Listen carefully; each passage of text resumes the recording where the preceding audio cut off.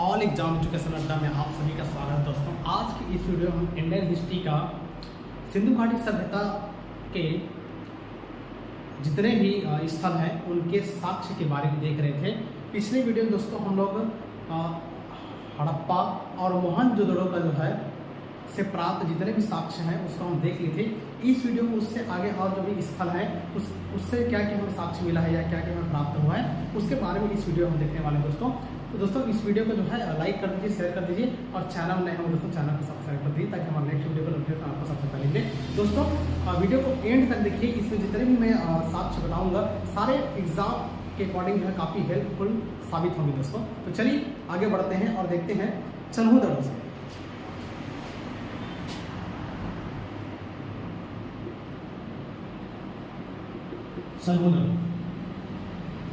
तो चन्हूदड़ों से हमें क्या क्या साक्ष्य मिला है, क्या क्या हमें प्राप्त हुआ है उसके बारे में देखें दोस्तों। सबसे पहले जो है चन्हूदड़ों, इसकी खोज किसने की थी? तो चन्हूदड़ों की खोज की थी गोपाल मजुमदार।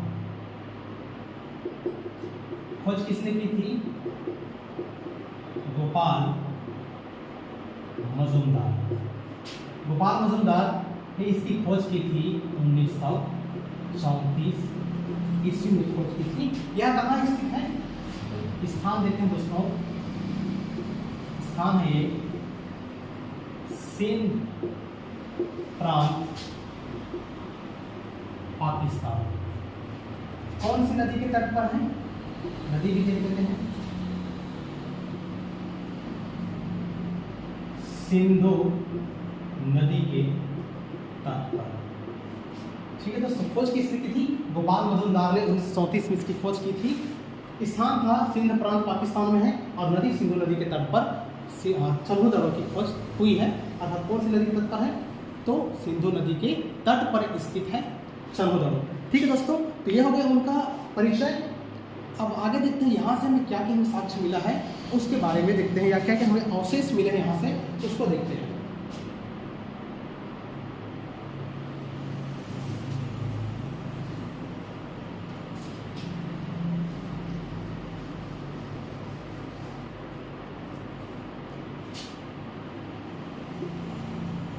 प्राप्त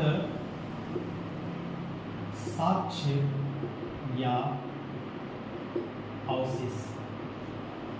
पहला,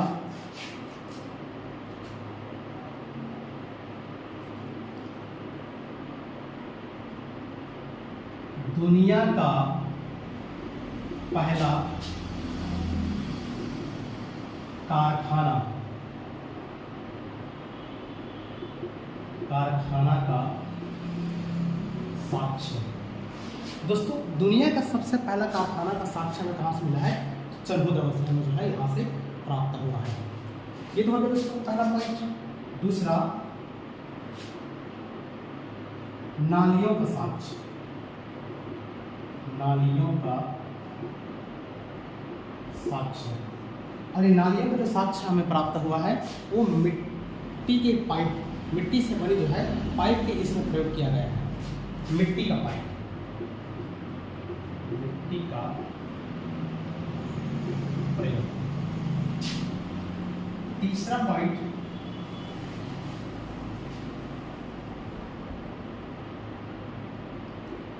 मनके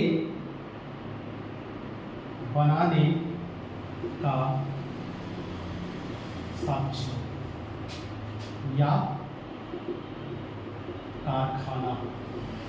ठीक है दोस्तों, तो मटका बनाने, मनके अर्थात मटका बनाने का साक्ष्य में कहाँ से मिला है? तो चन्हूदड़ों से मिला है। अर्थात मटके बनाने का साक्ष्य में कहाँ से मिला है? चन्हूदड़ों से मिला है। ठीक है दोस्तों, इसको औद्योगिक नगर भी कहा गया है। चौथा पॉइंट, इसको औद्योगिक नगर भी, सिंधु घाटी सभ्यता का औद्योगिक नगर भी कहा जाता है। ये हो गया दोस्तों चौथा पॉइंट। चलिए अब आगे बढ़ते हैं।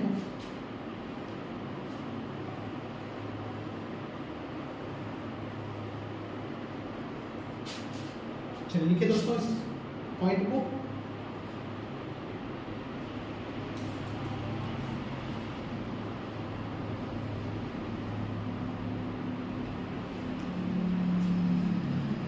पांचवा पॉइंट, माप तौल का साक्ष्य। माप तौल का साक्ष्य जिसमें पत्थर का प्रयोग, जिसमें पत्थर का, अर्थात जो माप तौल जो हमें साक्ष्य प्राप्त हुआ है दोस्तों वो पत्थर से बना हुआ है। ठीक है। छठवां पॉइंट,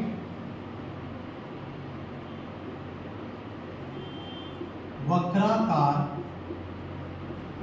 ईंट का प्रयोग। सिंधु घाटी सभ्यता में मात्र एक ही स्थल है जहां पर वक्राकार ईंट का प्रयोग हुआ है। ठीक है दोस्तों, तो वक्राकार ईंट का प्रयोग मात्र कहाँ हुआ है, तो चरमोदड़ो में ही हमें यहाँ से प्राप्त हुआ है। ठीक है दोस्तों,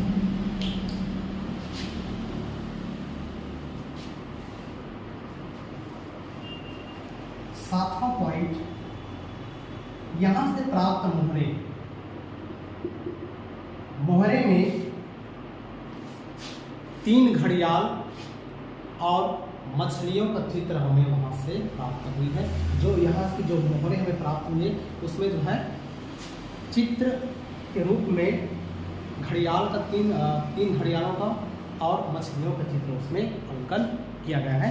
तो चरमोदड़ों से क्या क्या साक्ष्य में प्राप्त हुआ है, माप तौल का, वक्राकार ईंट का, मोहरे में घड़ियाल और मछलियों का चित्र हमें प्राप्त, औद्योगिक नगर हो गया, और दुनिया भर का प्रथम कारखाना का साक्ष्य में कहाँ से मिला है, तो चरमोदड़ों से प्राप्त हुआ है। ठीक है दोस्तों, और नालियों का भी प्रयोग हुआ है। नाली जो बना था वो किससे बना था, तो मिट्टी की नाली अर्थात मिट्टी के पाइप से। ठीक है, चलिए तो ये तो हो गया दोस्तों चरमोदड़ों से प्राप्त अवशेष या साक्ष्य। चलिए अब आगे बढ़ते हैं।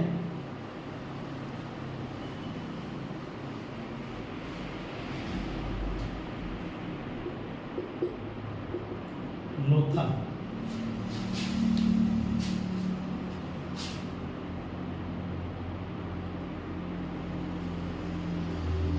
ठीक है दोस्तों, नेक्स्ट आगे बढ़ते हैं लोथल। लोथल की खोज हुई थी 1954 में। खोज 1954 रंगनाथ राव के द्वारा। ठीक है, रंगनाथ राव के द्वारा इसकी खोज की गई थी। और लोथल कहाँ है, स्थान यह है गुजरात।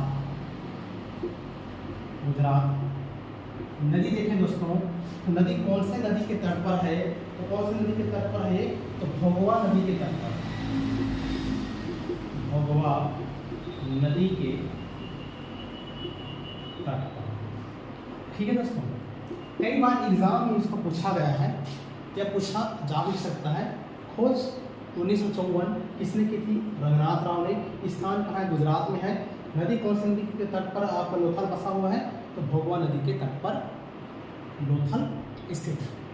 ये हमारे भारत में है। और बाकी हड़प्पा हो गया, मोहनजोदड़ो हो गया, और चरमोदड़ो वो कहाँ है दोस्तों, वो पाकिस्तान में है। ठीक है, 3 चीज कहाँ है, तो पाकिस्तान में है। और एक है सुक्का गैंडो। ठीक है, ये भी कहाँ है आपका, पाकिस्तान में है।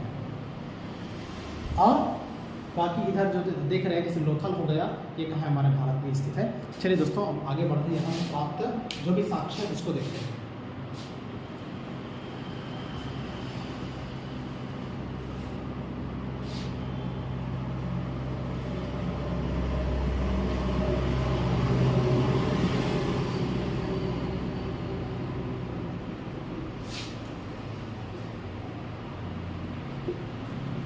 प्राप्त साक्ष्य या अवशेष। लोथल से प्राप्त साक्ष्य या अवशेष। दोस्तों लोथल से हमें 100 प्राप्त हुआ है। 100,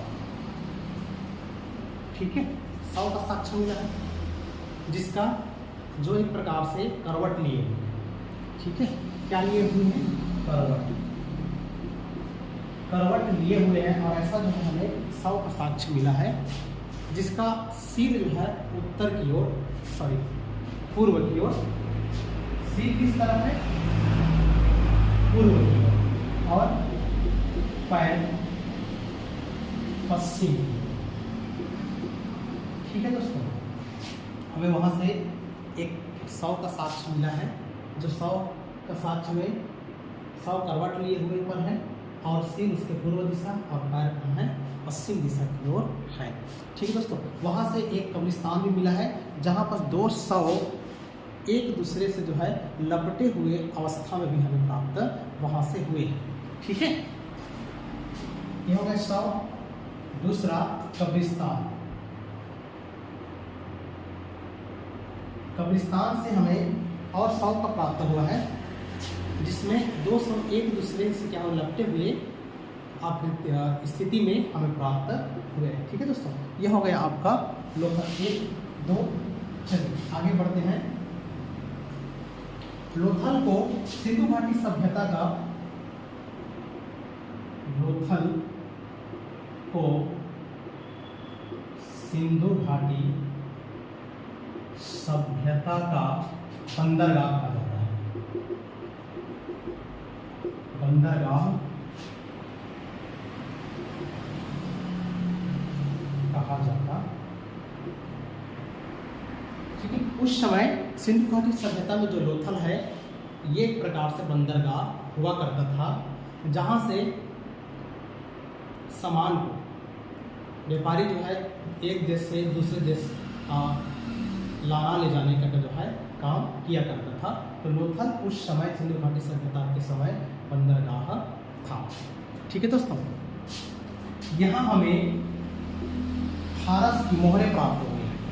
कहाँ की मोहरें? फारस की। ठीक है दोस्तों, यहाँ लिख देता हूँ फारस की मोहरें। ठीक है, तो हमें लोथल से फारस की मोहरें हमें प्राप्त हुई, अर्थात फारस के सिक्के हमें प्राप्त लोथल से हुए हैं।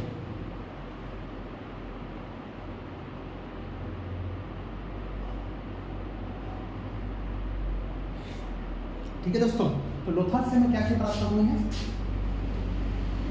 प्राप्त साक्ष्यों से 100 हो गया, कब्रिस्तान हो गया और सिंधु घाटी सभ्यता का बंदरगाह हो गया।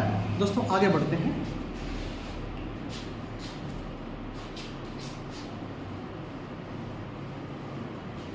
यहां से हमें तराजू का भी साक्ष्य मिला है। तराजू का साक्ष्य हो गया, और लोथल से और कालीबंगा से, लोथल और कालीबंगा से हमें अग्निकुंड का साक्ष्य मिला। किसका? तो अग्निकुंड, अग्निकुंड का साक्ष्य। लोथल से और कालीबंगा से हमें अग्निकुंड का साक्ष्य प्राप्त हुआ। ठीक है दोस्तों, तो ये तो हो गया आपका लोथल के से प्राप्त साक्ष्य अवशेष। आगे देखते हैं दोस्तों कालीबंगा।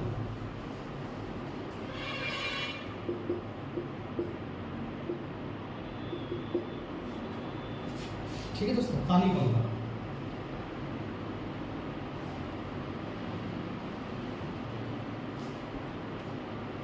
चलिए इसकी खोज देखते हैं। खोज ई अमलानंद घोष। ई अमलानंद घोष के द्वारा इसको 1952-53 के आसपास खोजा गया है। 1952 या 53 ईस्वी के आसपास इसको खोजा गया है। कहाँ है स्थान देखते हैं दोस्तों। स्थान कालीबंगा कहाँ है? राजस्थान। स्थिति नदी, कौन से नदी के तट पर है? तो कालीबंगा कौन से नदी के तट पर है? घग्गर नदी के तट पर। घग्गर नदी के तट। ठीक है दोस्तों, खोज ई अमलानंद घोष के द्वारा इसकी खोज की गई थी। कालीबंगा की स्थान कहाँ है? राजस्थान में है। नदी घग्गर नदी के किनारे फंसा हुआ है। कौन सा? तो कालीबंगा। चलिए दोस्तों, अब यहाँ से प्राप्त जो भी साक्ष्य हम प्राप्त हुए हैं उसको देखते हैं।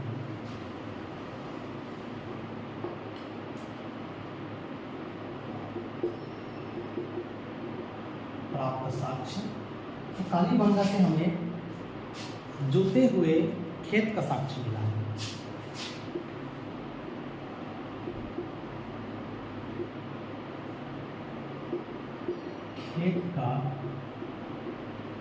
खेत का साक्ष्य, ठीक है दोस्तों। हमें यहां से क्या प्राप्त हुआ? जुते हुए खेत का साक्ष्य प्राप्त हुए हैं।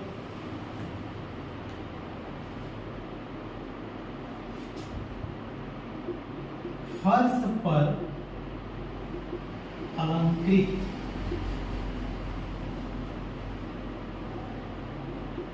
ईंट का प्रयोग। फर्श पर अलंकृत ईंट का प्रयोग मात्र सिंधु घाटी सभ्यता का कहाँ है? तो कालीबंगा से हमें साक्ष्य प्राप्त हुए हैं। तो फर्श पर जो है ईंट का प्रयोग किया गया है और इसका हमें साक्ष्य मात्र कहाँ से मिलता है? तो कालीबंगा से ही मिलता है दोस्तों। ठीक है, ये हो गया दूसरा पॉइंट। तीसरा पॉइंट पर चलते हैं।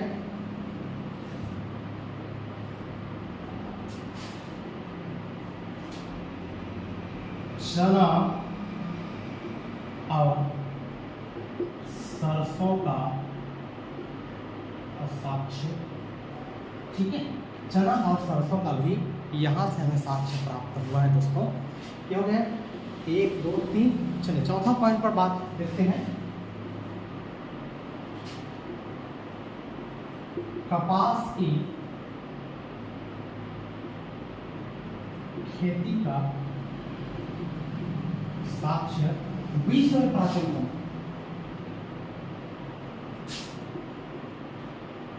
विश्व में प्रथम। तो कपास की खेती का अर्थात कपास के उत्पादन का साक्ष्य हमें विश्व में सर्वप्रथम कहाँ से प्राप्त हुआ दोस्तों? कालीबंगा से हमें प्राप्त हुआ है।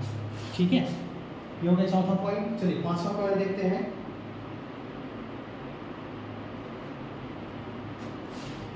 चलिए पांचवा पॉइंट यहां लिखता हूं।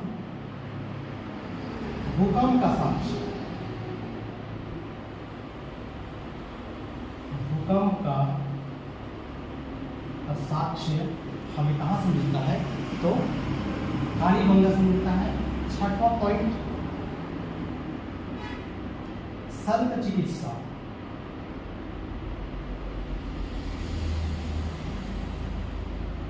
शल्य चिकित्सा का साक्ष्य। ठीक है दोस्तों, ये हो गया छठवां पॉइंट। चलिए इसको अच्छे से लिख लीजिए दोस्तों।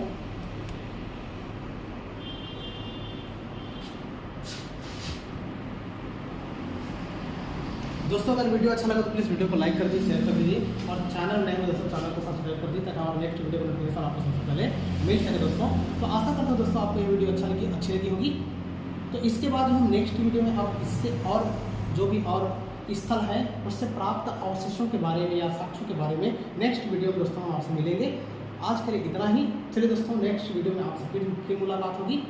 तो चलिए बहुत बहुत धन्यवाद लास्ट तक एंड तक देखने के लिए दोस्तों।